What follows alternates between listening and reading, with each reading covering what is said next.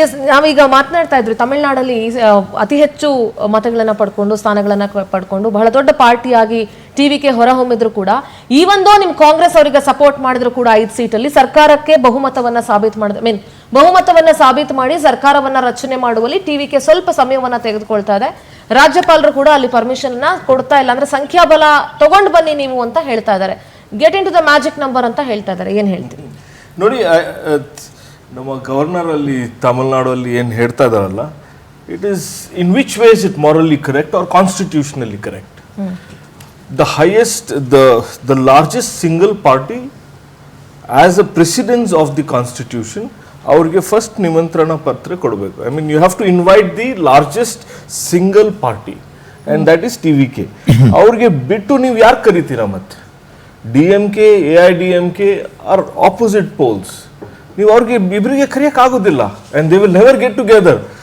ಆ ಸಂದರ್ಭದಲ್ಲಿ ನೀವು ಫ್ಲೋರ್ ಟೆಸ್ಟ್ ಮಾಡಿರಬೇಕಾಗಿರೋದು ಅಸೆಂಬ್ಲಿ ಒಳಗಡೆ, not in front of the governor. ಈ ಗವರ್ನರ್ ಅವರು ಈಗ ನನ್ನ ಮುಂದೆ ನೀವು ಫಸ್ಟ್ ನೀವು ಫ್ಲೋರ್ ಟೆಸ್ಟ್ ಮಾಡಿ, ಅದರ ಆದಮೇಲೆ ನೀವು ವೆನ್ ಯು ಟೇಕ್ ದಿ ಓತ್ ಆಮೇಲೆ ನೀವು ಫಸ್ಟ್ ಸೆಷನಲ್ಲಿ ಹೋಗಿ ನೀವು ತಿರ್ಗಾ ಫ್ಲೋರ್ ಟೆಸ್ಟ್ ತಗೊಳ್ಳಿ ಅಂದರೆ I think it is constitutionally incorrect, morally incorrect. And I think Modi ಅವ್ರಿಗೆ ಹೇಗೆ ಕೊಟ್ರಿ? in many states when there were about 20 seat ಕಡಿಮೆ ಇದ್ರೂ ಗವರ್ನರ್ ಅವರು ಅವ್ರಿಗೆ ಫಸ್ಟ್ ಇನ್ವಿಟೇಷನ್ ಕೊಡ್ತಾರೆ. You are a single largest party, you have the first right to claim the government. ಆ ಸಂದರ್ಭದಲ್ಲಿ ದಿ ತಮಿಳುನಾಡು ಗವರ್ನರ್ ಅವರು ಫಸ್ಟ್ ಟಿವಿಕೆ ಅವ್ರಿಗೆ ಕೊಡಬೇಕಾಗಿತ್ತು. ಟಿವಿಕೆ ವಿಜಯ್ ಅವ್ರು ತಗೊಳ್ತಾರೋ time for his own reasons. ಈಗ 5 ಡೇಸಲ್ಲಿ ಅವ್ರು ಓದ್ ತಗೋಬೋದು, 10 ಡೇಸಲ್ಲಿ ಮಾಡ್ಬೋದು, 15 ಡೇಸಲ್ಲಿ ಮಾಡ್ಬೋದು. ಅದರಲ್ಲಿ ಏನು ವ್ಯತ್ಯಾಸ, ಅದರಲ್ಲಿ ಏನು ಡೌಟೇ ಇಲ್ಲ. But the only point is, in case ಅವರು ಓದ್ ತಗೊಂಡು ನಾಳೆ ದಿವಸ ಸದನದಲ್ಲಿ ಅವರು ಅಥವಾ ವಿಧಾನಸಭೆಯಲ್ಲಿ ಬಹುಮತವನ್ನ ಸಾಬೀತು ಮಾಡಕ್ ಆಗದೆ ಇದ್ರೆ what next? Like how Vajpayee ಅವರು ರಾಜೀನಾಮೆ ಕೊಟ್ಟರು, ಆ ಥರ ಇವರು ಕೊಡ್ತಾರೆ. ಅದರಲ್ಲಿ ಏನಿದೆ? It's a constitutional process. As a governor he can not stop the constitutional process. ಈಗ ಅವ್ರು ಸ್ಟಾಪ್ ಮಾಡ್ತಾವ್ರೆ. ಸೊ ಯಾರು ಹೇಳ್ತಾ ಇರೋದು ಅವ್ರಿಗೆ? Or which power of the constitution, which section or which ಯಾವುದು ಅದ್ರ ಕಾನೂನು ಅವ್ರಿಗೆ ಪವರ್ ಕೊಡ್ತಾ ಇದೆ? ನೀವು ಫಸ್ಟ್ ನನಗೆ ಸಾಬೀತು ಮಾಡಿ, ಅದರ ಆದಮೇಲೆ ನೀವು ಫ್ಲೋರ್ ಆಫ್ ದ ಹೌಸಲ್ಲಿ ನೀವು ತಿರ್ಗಾ ಬಹುಮತ ನೀವು ಪ್ರೂವ್ ಮಾಡಿ ಅಂತ. There is no double proving point, it's only one. ನಾನೇ ಸರ್, ನನಗೆ ನಿಮ್ಮ ಹತ್ರ ಒಂದು ಪ್ರಶ್ನೆ ಇದೆ. ರಾಜ್ಯಪಾಲರು ಹೇಗೆ ಒಂದು ಪಕ್ಷದ, ಅಂದ್ರೆ ಈಗ ಅವರು ಸರ್ಕಾರ ಆ ರಾಜ್ಯದ ರಕ್ಷಣೆಯನ್ನ ಮಾಡಬೇಕಾಗುತ್ತೆ, ಆ ರಾಜ್ಯದ ರಕ್ಷಣೆಗೆ ರಾಜ್ಯಪಾಲರು ನಿಂತ್ಕೊಳ್ಬೇಕಾಗುತ್ತೆ. ನನ್ನ ಡೌಟ್ ಏನು ಇಲ್ಲಿ ಅಂತಂದ್ರೆ, ಈಗ ಅವರು ಟಿವಿಕೆಗೆ ಅವರು ಅಲ್ಲಿ ಸರ್ಕಾರವನ್ನ ರಚನೆ ಮಾಡೋದಕ್ಕೆ ಸಂಖ್ಯಾಬಲ ಇಲ್ಲ ಅಂದ್ರೆ ಕೊಡಲ್ಲ ಅಂತ ಹೇಳ್ತಿದ್ದಾರೆ. ಹಂಗಂದ್ರೆ ರಾಜ್ಯಪಾಲರಿಗೆ ಅನುಮಾನ ಇದೆಯಾ ಅಲ್ಲಿನ ಸರ್ಕಾರ ಸರಿ ಹೋಗಲ್ಲ ಅಥವಾ ಅವರು ಬಹುಮತ ಪಡ್ಕೊಳ್ಳಲ್ಲ ಅಂತ ಏನಾದ್ರು 100% ಗೊತ್ತಾ ಅವರಿಗೆ?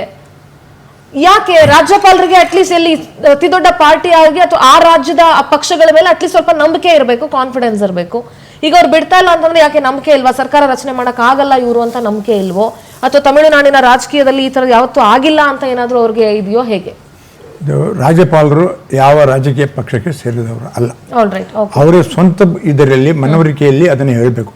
ಅವರು ನಮ್ಮ ಸ್ವಂತ ಬುದ್ಧಿಯಲ್ಲಿ ಕೆಲವು ವಿಚಾರಗಳನ್ನು ನಡೆಸ್ತೇನೆ, ಆಜ್ಞೆ ಮಾಡ್ತೇನೆ ಅಂತ ಹೇಳೋದು ಮಾಡ್ಲಿಕ್ಕೆ ಆಗಲ್ಲ. ಅದು ಅವ್ರ ಸರ್ಕಾರ ಅವ್ರ ಕಂಟ್ರೋಲ್ ಬರ್ತದೆ ಪ್ರತಿ ಮೂಮೆಂಟಲ್ಲಿ. ಈಗ ಏನಾಗಿದೆ ಅಂದರೆ ವಿಚಾರ ಇಷ್ಟೇ, 107 ಜನ ಬಂದಿದ್ದಾರೆ. ನಾಳೆ ಅವ್ರನ್ನ ಚೀಫ್ ಮಿನಿಸ್ಟರ್ ಆಗಿ ಡಿಕ್ಲೇರ್ ಮಾಡಿದ್ರು. ಅಸೆಂಬ್ಲಿ ಕರೀತಾರೆ, 112 ಜನ ಇದ್ದಾರೆ ಈಗ. 112 ಜನ, ಅದು ಕಾಂಗ್ರೆಸ್ ಸೇರಿ 100 ಅಲ್ಲಿ ಅಸೆಂಬ್ಲಿಯಲ್ಲಿ ಕರೀತಾರೆ. ಅಸೆಂಬ್ಲಿ ಕರೆದಾಗ ಆ ಮೆಜಾರಿಟಿಯಲ್ಲಿ ಬಾಕಿ ಇವರು ನಮಗೆ ಮೆಜಾರಿಟಿ ಇದೆ ಅಂತ ಅಂದರೆ ಏನಾಗಬೇಕು ಪರಿಸ್ಥಿತಿ? ಅಂದರೆ CM ಅನ್ನು ಅವರು ಉಳಿಸ್ಕೊಳ್ಬೇಕು, ತೆಗಿಬೇಕಾದ ಪ್ರಶ್ನೆ ಬರ್ತದೆ. ಯಾಕಂದ್ರೆ ಇನ್ನೊಂದು ಪಾರ್ಟಿ ಹೇಳ್ತಾರೆ, ಇನ್ನೊಂದು ಪಾರ್ಟಿಗೆ ಮೆಜಾರಿಟಿ ಆಗಿಲ್ಲ ಅಂತಂದ್ರೆ, ಆಗಿಲ್ಲ ಅಂತ ಹೇಳಿದ್ರೆ ಇವರು ಮುಂದುವರಿತಾರೆ. ಅವಕಾಶ ಕೊಟ್ಟರೆ ತಾನೇ ಸಿಗುತ್ತೋ ಇಲ್ವೋ ಅಂತ ಗೊತ್ತಾಗುತ್ತೆ. ಈ ಅವಕಾಶ ಕೊಡೋದಕ್ಕೆ ಅವರು ಕಾಲ ಅವಕಾಶ ಕೊಟ್ಟಿತ್ತು. ಯಾಕೆಂದರೆ ನೋಡಪ್ಪ, ನಿಮಗೆ ಈಗ 107 ಬಂದಿದೆ, 118ಗೆ ತಗೊಂಡು ಬಂದಾಗ ಯಾವ ಪಾರ್ಟಿ 118ಗೆ ತಗೊಂಡು ಬರ್ತಾರೆ ಅವರಿಗೆ ನಾವು CM ಮಾಡಬೇಕು ಅಂತ. ಬಾಕಿ ಇರೋರು ಅಣ್ಣ DMK ಅವರು ಸೇರಿ ಬಾಕಿ ಜನರನ್ನು ಕಟ್ಕೊಂಡು 118 ತಂದಾಗ ಏನಾಗ್ತದೆ? ಅವರು ಕ್ಲೈಮ್ ಮಾಡ್ಬೋದಲ್ಲ ನಮಗೆ ಮೆಜಾರಿಟಿ ಇದೆ ಅಂತ. ಸರ್, ದಟ್ ಇಸ್ ವಾಟ್ ನಾನು ನಿಮ್ಗೆ ಕೇಳಿದ್ದು ಡೌಟು. ಈಗ ಎಸ್ ಸಮಯಲ್ಲ ಸರ್, ಎಸ್ 2018ರಲ್ಲಿ ಯಡಿಯೂರಪ್ಪ ಅವರಿಗೆ ಸರ್ಕಾರ ರಚನೆಗೆ ಅಂದಿನ ರಾಜ್ಯಪಾಲರು ಆಹ್ವಾನ ಕೊಡ್ಬೇಕಾದ್ರೆ ಅವರಿಗೆ ಸರಿಸುಮಾರು 17-18 ಸಂಖ್ಯೆ ಕೊರತೆ ಇತ್ತು. ಆ ಸಂದರ್ಭದಲ್ಲೂ ಕೂಡ ಸಂಖ್ಯೆಯ ಪ್ರಶ್ನೆ ದೊಡ್ಡ ವಿಚಾರ ಬಂದಿರಲಿಲ್ಲ. ಅಲ್ಲಿ ಬಿಜೆಪಿ ಇದು ಸಿಂಗಲ್ ಲಾರ್ಜೆಸ್ಟ್ ಪಾರ್ಟಿಯಾಗಿ ಉದ್ಭವ ಆಗಿದ್ದರಿಂದ ಮಹೇಶ್ ಜಿ ಒಂದ್ ನಿಮಿಷ ಅವರಿಗೆ ಕರೆಯಲಾಯಿತು. ಆಮೇಲೆ ಅವರಿಗೆ 15 ದಿನ ಟೈಮ್ ಕೊಟ್ಟು ರಾತ್ರೋರಾತ್ರಿ ಅದನ್ನ ಕ್ವಶನ್ ಮಾಡಿ ಕೋರ್ಟ್ ಅಲ್ಲಿ ಮೂವ್ ಮಾಡಿ ರಾತ್ರಿ 2 ಗಂಟೆ 3 ಗಂಟೆ ತನಕ ಹೀರಿಂಗ್ ನಡೆಸಿ ಸಂಖ್ಯೆ ಬಗ್ಗೆ ರಾಜ್ಯಪಾಲರ ಅನುಮಾನ ಇಲ್ಲ, ಅದು ಪ್ರಶ್ನೆನೇ ಉದ್ಭವ ಆಗ್ಲಿಲ್ಲ. ಅದಾದ್ಮೇಲೆ 15 ದಿನ ಅವಕಾಶ ಕೊಟ್ಟಿರೋದು ಕುದುರೆ ವ್ಯಾಪಾರಕ್ಕೆ ಅವಕಾಶ ಆಗುತ್ತೆ, 2 ದಿನ ಟೈಮ್ ಕೊಡಿ ಅಂತ ಹೇಳ್ಬಿಟ್ಟು ಆವಾಗ ಫ್ಲೋರ್ ಟೆಸ್ಟ್ ನ 2 days ಅಲ್ಲಿ ಮಾಡಿದ್ರೆ ಹೊರತು. ಹಾಗಾದ್ರೆ ಆವಾಗ 17-18 ಡಿಫರೆನ್ಸ್ ಇದ್ರು ಗವರ್ನರ್ ಗಳಿಗೆ ಹೆಂಗ್ ಕನ್ವಿನ್ಸ್ ಆಯ್ತು? ಇಲ್ಲಿ 4 ಕಮ್ಮಿ ಇದ್ರು ಗವರ್ನರ್ಗೆ ಯಾಕೆ ಕನ್ವಿನ್ಸ್ ಆಗ್ತದೆ? ಎಸ್ ಮಹೇಶ್ ಜಿ, ನೀವೇನೋ ಮಾತಾಡ್ಬೇಕು ಅಂದ್ರೆ ನೀವು ಹೇಳಿ, ಆಮೇಲೆ ನಾನು ನಾಣಯ್ಯ ಸರ್ ಹತ್ರ ಉತ್ತರ ತಗೊಳ್ತೀನಿ. ಈಗ ಸಮೀವುಲ್ಲಾ ಹೇಳಿರ್ತಕ್ಕಂಥದ್ದು ಈ ತರ ಅನೇಕ ಪ್ರೆಸಿಡೆನ್ಸಿಗಳು ಈ ದೇಶದ ಒಳಗಡೆ ಆಗಿ ಹೋಗಿದ್ದಾವೆ. ಅಸೆಂಬ್ಲಿನ ನಿನ್ನೆ ವಿಸರ್ಜನೆ ಮಾಡಿದಂಥದ್ದು ಮೊನ್ನೆ ದಿನ ಬೆಳಿಗ್ಗೆ ನಿನ್ನೆ ಹೊಸ ನೋಟಿಫಿಕೇಶನ್ ಮಾಡಿದ್ದಾರೆ, ನ್ಯೂ ನೋಟಿಫಿಕೇಶನ್ ಕಾನ್ಸ್ಟಿಟ್ಯೂಷನ್ ಇದನ್ನ ಹೊಸದು ಅಸೆಂಬ್ಲಿ ಕಾನ್ಸ್ಟಿಟ್ಯೂಟ್ ಮಾಡಿ ಅಂತ. ನಾಣಯ್ಯ ಸರ್ ಹೇಳಿದಂತ ರೀತಿ ಒಳಗಡೆ ಇದೇ ತರ ಯಾರು ಹಿಂದಿನ ರಾಜ್ಯಪಾಲರು ಮಾಡಿದ್ರು ಅದೇ ಮಾನದಂಡದಲ್ಲಿ ಈ ರಾಜ್ಯಪಾಲರು ಮಾಡ್ಬೇಕು ಅಂತೇನಿಲ್ಲ. ರಾಜ್ಯಪಾಲರ ಏನು ಕರ್ತವ್ಯಗಳಿದಾವೆ ಅಲ್ಲ ಮಹೇಶ್ ಜಿ, ನೀವೇ ಹೇಳಿದ್ರಿ ಸಂವಿಧಾನದಲ್ಲಿ ರಾಜ್ಯಪಾಲರ ಕರ್ತವ್ಯಗಳನ್ನ ಅವ್ರು ಪಾಲಿಸ್ತಿದ್ದಾರೆ ಅಂತ. ಹಾಗಂದ್ರೆ ಈ ರಾಜ್ಯಪಾಲರು ಹೋಗಿದ್ ರಾಜ್ಯಪಾಲರು ಅಥವಾ ಮುಂಬರೋ ರಾಜ್ಯಪಾಲರು ಎಲ್ರಿಗೂ ಒಂದೇ ಸಂವಿಧಾನ ಅಲ್ಲ, ಸಂವಿಧಾನ can not be change, right? ನಾನು ಹೇಳ್ತೀನಿ ಕೇಳಿ, ಈಗ ಜಗಮೋಹನ್ ಒಂದ್ ರೀತಿ ಯೋಚನೆ ಮಾಡ್ಬಿಟ್ಟು ಯೋಚನೆ ಮಾಡ್ಲಿ ಮಹೇಶ್ ಜಿ, ನಂದ್ರಲ್ಲಿ ಏನು ಡಿಸ್ಪ್ಯೂಟ್ ಇಲ್ಲ. ಈಗ ನೋಡಿ ಅವ್ರು ಬೇಕಾದ್ರೆ ಯೋಚನೆ ಮಾಡ್ಲಿ, ಬಟ್ ಸಂವಿಧಾನ ಅವ್ರ ಯೋಚನೆಗೆ ತಕ್ಕಂಗ್ ಬದಲಾಗಲ್ಲ ಅಲ್ವಾ?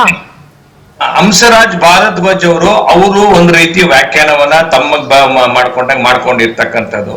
ಹಿಂದೆ ಅಲೆಕ್ಸಾಂಡರ್ ಅಂತಕ್ಕಂಥವ್ರು ಒಂದ್ ರೀತಿ ಮಾಡ್ಕೊಂಡಂತದ್ದು. ಬೇರೆ ಬೇರೆ ರಾಜ್ಯಪಾಲರುಗಳು ಬೇರೆ ಬೇರೆ ರಾಜ್ಯದ ಒಳಗಡೆ ಈ ತರದೆಲ್ಲ ನಡೆದಿದೆ. ಅದು ಆಂಧ್ರ ಪ್ರದೇಶದ ಉದಾಹರಣೆ ತಗೋಬಹುದು, ಉತ್ತರ ಪ್ರದೇಶದ ಉದಾಹರಣೆ ಜಗದಾಂಬಿಕಾ ಪಾಲ್ ಕೇಸ್ ಒಳಗಡೆ ತಗೋಬಹುದು, ಬೇರೆ ಬೇರೆ ಕೇಸಲ್ಲಿ ಕೂಡ ಆಗ್ಬಹುದು. ಇಲ್ಲಿ ಸ್ಪಷ್ಟ ಇರ್ತಕ್ಕಂಥದ್ದು ಮಾನ್ಯ ರಾಜ್ಯಪಾಲರು ನಿಮ್ಗೆ ಕೊಡೋದಿಲ್ಲ ಅಂತ ಹೇಳೇ ಇಲ್ಲ. ಕಾಂಗ್ರೆಸ್ನವರು ಇದ್ರಲ್ಲಿ ಅತಿರೇಕವಾಗಿ ಕಾಂಗ್ರೆಸ್ ವಕ್ತಾರಿಗೆ ಮಾತನಾಡ್ತಾ ಹೇಳಿದ್ರು ನಿಮ್ಮನ್ನ ಕೊಡೋದಿಲ್ಲ ಅಂತ ಹೇಳಿದ್ರು ಅಂತ. ಕೊಡೋದಿಲ್ಲ ಅಂತ ಎಲ್ಲೂ ಹೇಳಿಲ್ಲ. ಹೇಳಿರ್ತಕ್ಕಂಥದ್ದು ನೀವು 118 ತಗೊಳ್ತಕ್ಕಂಥ ಪ್ರೂವ್ ಮಾಡ್ತಕ್ಕಂಥ ಮೆಜಾರಿಟಿ ಒಂದು ಲಿಸ್ಟ್ ತಂದು ಕೊಡಿ, ಅವಕಾಶ ಮಾಡ್ತೀವಿ ಅಂತ. ಅರ್ಥ ಏನು? ಇಷ್ಟೇನೆ ನಿಮ್ಮ ಒಂದೇ ಒಂದು ಪ್ರಶ್ನೆ ನಾಣಯ್ಯ ಸರ್, ಈಗ ಮೆಜಾರಿಟಿಯನ್ನ ತರುವವರೆಗೂ ಸಿಂಗಲ್ ಲಾರ್ಜೆಸ್ಟ್ ಪಾರ್ಟಿಗೆ ಸರ್ಕಾರ ರಚನೆ ಮಾಡೋದಕ್ಕೆ ಅವಕಾಶ ಕೊಡಬಾರ್ದು ಅಂತ ಏನಾದ್ರು ರೂಲ್ ಇದೆನಾ? ಆ ರೀತಿ ಏನಿಲ್ಲ. ರಾಜ್ಯಪಾಲರಿಗೆ ಏನಾದ್ರು ಆತರ ರಿಸ್ಟ್ರಿಕ್ಷನ್ ಮಾಡ್ಬೇಕು ಅಂತ ರಾಜ್ಯಪಾಲರಿಗೆ ಏನಾದ್ರು ಆತರ ರಿಸ್ಟ್ರಿಕ್ಷನ್ಸ್ ಇದೆನಾ? ಇಲ್ಲ. ಈಗ ಆಗಿದ್ದು ಸಿಂಪಲ್ ಏನಂದ್ರೆ, ಯಾರು ಮೆಜಾರಿಟಿ ಇದ್ದಾರೆ ಅವ್ರು ಬಂದು ರಾಜ್ಯಪಾಲರ ಮುಂದೆ ನಿಂತಾಗ ಸ್ವಲ್ಪ ಕಾಲಾವಕಾಶ ಕೊಡು ಅಂತ ಹೇಳ್ತಿದ್ದಾರೆ. ಕಾರಣ ಏನಂದ್ರೆ, ಆ ಕಡೆ ಪಾರ್ಟಿಯವರು ಮತ್ತೆ ಪುನಃ ಇನ್ನೊಂದು ಪಾರ್ಟಿ ತಗೊಂಡು ಬಂದ್ಬಿಟ್ಟು ರಾಜ್ಯಪಾಲರ ಹತ್ರ ಬಂದು ನಮಗೆ ಮೆಜಾರಿಟಿ ಕೊಡಿ, ನಮಗೆ ಕೊಡಿ ಅಂತ ಕೇಳ್ಬಹುದು. ಅಂದ್ರೆ ಅದಕ್ಕೆ ಅವಕಾಶ ಮಾಡಿದಂತ ಹೇಳ್ತಾ ಇಲ್ಲ ನಾನು. ಈಗ ಏನಾಗಿದೆ ಈಗ ಸರ್, ನಂದು ಇನ್ನೊಂದು ಇಲ್ಲೊಂದು ಸಣ್ಣ ಥಿನ್ ಲೇಯರ್ ಇದೆ ಸರ್, ನಾನು ಹೇಳ್ಬಿಡ್ತೇನೆ ನಿಮ್ಗೆ. ಈಗ ವಿಜಯ್ ಜೊತೆಗೆ ಕಾಂಗ್ರೆಸ್ ಸೇರಿ 112 ಆಗಿದ್ದಾರೆ. VCK ಅವರು ಮತ್ತೆ CPI ಕೂಡ ಈಗ ನಾವು ಹೋಗೋದಕ್ಕೆ ರೆಡಿ ಇದೀವಿ ಅಂತ ಒಪ್ಕೊಂಡಿದ್ದಾರೆ. ಸೊ 116 ಏನೋ ಆಗಿದೆ ಅಂತ ಈಗ ಸಂಜೆ ಅಷ್ಟೊತ್ತಿಗೆ ಒಂದು ಇನ್ಫಾರ್ಮೇಶನ್ ಬಂತು. ಅಲ್ಲಿಗೆ ಇನ್ನು 2 ಸೀಟ್ ಕೊರತೆ ಆಗುತ್ತೆ ಸರ್ ಅವ್ರಿಗೆ. 116 ಇದ್ದಾಗ ನೀವು ಕೊಟ್ರೆ, ಸೊ ಇನ್ನು 2 ಸೀಟ್ನ ಅವ್ರು ಹೇಗಾದ್ರೂ ಕನ್ವಿನ್ಸ್ ಮಾಡಿ ಆನ್ ದ ಫ್ಲೋರ್ ಅಲ್ಲಿ ತಗೊಳ್ತಾರೋ ಏನೋ ಗೊತ್ತಿಲ್ಲ ನಂಗೆ, ಐ ಡೋಂಟ್ ನೋ. ಬಟ್ ಇಲ್ಲಿ ಕೊಟ್ಟೇ ಇಲ್ಲ, ಒಂದು 10 days 1 week ವರೆಗೂ ಕೊಟ್ಟೇ ಇಲ್ಲ ಅಂತಂದ್ರೆ there is a chance for other parties ಅಲ್ವಾ ಸರ್? ಆಗ ಸಿಂಗಲ್ ಲಾರ್ಜೆಸ್ಟ್ ಪಾರ್ಟಿ ಬಂದಿರೋದಕ್ಕೆ ಅಲ್ಲಿಗೆ ಅವರಿಗೆ ಅನ್ಯಾಯ ಆದಂಗ ಆಗತ್ತಲ್ವಾ? ಕರೆಕ್ಟ್. ಈಗ 107ಕ್ಕೆ ಅವ್ರು ಕೊಡ್ಲಿಕ್ಕೆ ಆಗೋದಿಲ್ಲ ಅಂತೆಲ್ಲ ಕೊಡ್ಬೋದು. ಅಲ್ಲಿಗೆ ಹೋದಾಗ ಬಾಕಿಯವರು ಇವರಿಗೆ ಸಪೋರ್ಟ್ ಮಾಡ್ಬೋದು. ಏನಂದ್ರೆ ಎಲೆಕ್ಷನ್ ಸಪೋರ್ಟ್ ಮಾಡುವಂದ್ರೆ ಪಾರ್ಟಿ ಚೇಂಜ್ ಮಾಡಲೇಬೇಕು ಅಂತ ಏನಿಲ್ಲ. ಪಾರ್ಟಿ ಚೇಂಜ್ ಮಾಡಬೇಕು ಅಂತಿಲ್ಲ. DMK ಆಗಲಿ ADMK ಅಥವಾ ಕಾಂಗ್ರೆಸ್ನವರು ನಾವು ಅವರಿಗೆ ಸಪೋರ್ಟ್ ಮಾಡ್ತೇವೆ ಅಂತ ಹೇಳಿದಾಗ, ಆದರೆ ರಾಜ್ಯಪಾಲರು ಇದನ್ನ ಜಾಸ್ತಿ ದಿವಸ ತಡೆ ಹಿಡಿದುಕೊಳ್ಳಿಕ್ಕೆ ಆಗುದಿಲ್ಲ. Exactly what I am saying sir. ಈಗ ಅವರು 112 ಸೀಟ್ ಇದ್ದಾಗ್ಲೋ 116 ಸೀಟ್ ಇದ್ದಾಗ್ಲೋ ಸರ್ಕಾರ ರಚನೆಗೆ ಅವಕಾಶ ಕೊಟ್ರೆ ಆನ್ ದ ಫ್ಲೋರ್ ಅಲ್ಲಿ 1 or 2 ಸೀಟ್ಸ್ ಅವ್ರು ಹೇಗಾದ್ರೂ ಅದನ್ನ ಕನ್ವಿನ್ಸ್ ಮಾಡಿ it is their capacity to take it. ಈಗ ಒಂದು ನಿಮಿಷ ಮಹೇಶ್ ಜಿ, ಈಗ ರಾಜ್ಯಪಾಲರು ಅವಕಾಶನೇ ಕೊಟ್ಟಿಲ್ಲ ಅಂತ ಆದಾಗ ದೇರ್ ಈಸ್ ಅ ಚಾನ್ಸ್ ಅಲ್ವಾ? ಬೇರೆ ಬೇರೆ ಈಗ TVK ಸಪೋರ್ಟ್ ಮಾಡ್ತಿದ್ದವರು ಕೂಡ ಅವ್ರು ಬೇಕಾದ್ರೆ ನಾವು ಮಾಡಲ್ಲ ಅಂತ ಹೇಳಿ ವಾಪಸ್ ತಗೊಂಡು ಮತ್ತೆ DMK AADMK ಹೋಗ್ಬೋದಲ್ವಾ? ಸೊ ಇವಾಗ ಲಾರ್ಜೆಸ್ಟ್ ಪಾರ್ಟಿಗೆ ಅನ್ಯಾಯ ಆಗುತ್ತಲ್ವಾ? ಇಲ್ಲಿ ನೋಡಿಮ್ಮ, ಈಗ ಯಾವುದೇ ಕಾರಣಕ್ಕೂ ರಾಜ್ಯಪಾಲರು ನಿಮ್ಗೆ ಕೊಡಲ್ಲ ಅಂತ ಹೇಳಿಲ್ಲ. ಕೊಡಲ್ಲ ಅಂತ ನಾನು ಎಲ್ಲೂ ಹೇಳೇ ಇಲ್ವಲ್ಲ. ಹಣ ಮಾಡೋದ್ರ ಹಿಂದಿನ ಉದ್ದೇಶ ಏನು? ನಮ್ಮ ಧಾವಂತ ಇದೆಯಲ್ಲ, ನಮ್ಮ ಧಾವಂತ ಇರ್ತಕ್ಕಂಥದ್ದು ಪೊಲಿಟಿಕಲ್ ನೆರೇಟಿವ್ ಮಾಡಕ್ಕೆ ಕಾಂಗ್ರೆಸ್ ಹೇಗಿಡಿ ರಾಜ್ಯಾದ್ಯಂತ ಹೋರಾಟ ಕಾಲ್ ಮಾಡಿ ಕೊಟ್ಟಿರ್ತಕ್ಕಂಥದ್ದು. ನೋಡಿ, ನಮ್ ಕಣ್ ಮುಂದೆ ಅನೇಕ ಈ ತರದ ಗಿರಿಧರ್ ಗೋಮಾಂಗ ಕೇಸ್ ತಗೊಳ್ಳೋಣ, ವಾಜಪೇಯಿ ಒಂದು ಹೋಟೆಲ್ ನಾವು ಸೋತಂತದ್ದು ತಗೊಳ್ಳೋಣ. ಅರ್ಥ ಆಯ್ತಾ? ನಾನು ಹೇಳ್ತಕ್ಕಂಥದ್ದು, ಒಂದು ಸಂವಿಧಾನವನ್ನ ಸಂರಕ್ಷಣೆ ಮಾಡ್ಬೇಕಾದಂತ ರಾಜ್ಯಪಾಲರು ಅವ್ರ ಕರ್ತವ್ಯವನ್ನ ಮಾಡ್ತಿದ್ದಾರೆ. ಈಗ ಎಸ್ ನಿಜಾಮ್ ಜಿ, please. ಮಹೇಶ್ ಅವರೇ, ಅಲ್ಲ ಮಹೇಶ್ ಅವರೇ. ಅಲ್ಲ ಮಹೇಶ್ ಅವರೇ, ಈಗ ಕಾನೂನಲ್ಲೇ ಅದಕ್ಕೆ ಅವಕಾಶ ಇಲ್ಲ ಅಂತ ಅಂದ್ಮೇಲೆ how can you say that ರಾಜ್ಯಪಾಲರು ಅದನ್ನ ಪ್ರೊಟೆಕ್ಟ್ ಮಾಡ್ತಾ ಇದ್ದಾರೆ ಅಂತ ಹೇಗೆ ಹೇಳ್ತೀರಿ? Madam, can I answer? Yeah, please. ನಾನು ಮಾತಾಡ್ತೀನಿ. ಮಹೇಶ್ ಅವರೇ, ಆರ್ಟಿಕಲ್ 163 ಅಲ್ಲಿ ಗವರ್ನರ್ಗೆ ಡಿಸ್ಕ್ರಿಷನರಿ ಪವರ್ಸ್ ಇದೆ. Under the aid and advice of the council of ministers he can take action. At the same time article 164 ಅಲ್ಲಿ ಗವರ್ನರ್ ಹ್ಯಾಸ್ ದಿ ಪವರ್, ಅವ್ರ ಗವರ್ನರ್ಗೆ power ಇದೆ, ಚೀಫ್ ಮಿನಿಸ್ಟರ್ ಅಪಾಯಿಂಟ್ ಮಾಡಿ ಅದಾದ್ಮೇಲೆ ಅವರು ಫ್ಲೋ ಟೆಸ್ಟ್ ಮಾಡ್ಬೋದು ಅಂತ ಆ ಪವರ್ ಇದೆ ಆರ್ಟಿಕಲ್ 164 ಅಲ್ಲಿ. ಆರ್ಟಿಕಲ್ 167 ಅಲ್ಲಿ the governor has the right to seek information from the chief minister regarding the administration. ಅದೇ ತರ ನೀವು ಹೋಗ್ತಾ ಇದ್ರೆ ದ ಮ್ಯಾಜಿಕ್ ನಂಬರ್ ಎಷ್ಟು? 116, 118 ಸೀಟ್ ಬರಬೇಕಾಗಿದೆ. ಅಂದ್ರೆ ಬಟ್ ಮೈನಾರಿಟಿ ಗವರ್ಮೆಂಟ್ ಓಡಿಸ್ಬೇಕಂದ್ರೆ ಒಂದು ಕಾನ್ಫಿಡೆನ್ಸ್ ಮೋಷನ್ ನಡೆಸಬೇಕು. It is only in the floor of the house, not in the private chambers of the governor.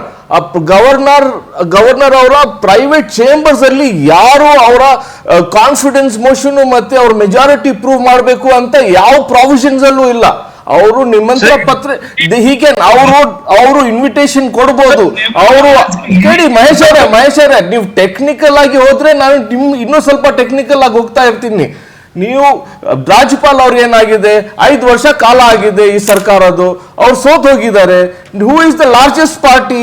TVK ಅವರು ಬಂದಿದ್ದಾರೆ, 108 ಸೀಟ್ಸ್ ಬಂದಿದೆ. ಕಾಂಗ್ರೆಸ್ ಪಾರ್ಟಿ ಅವರು 5 ಮೆಂಬರ್ಸ್ ಅವರು ಆಡ್ ಆಗಿದೆ, 112 ಆಗಿದೆ. ಈಗ ರಿಮೈನಿಂಗ್ ಎಷ್ಟು? 6 ಆಗಿದೆ.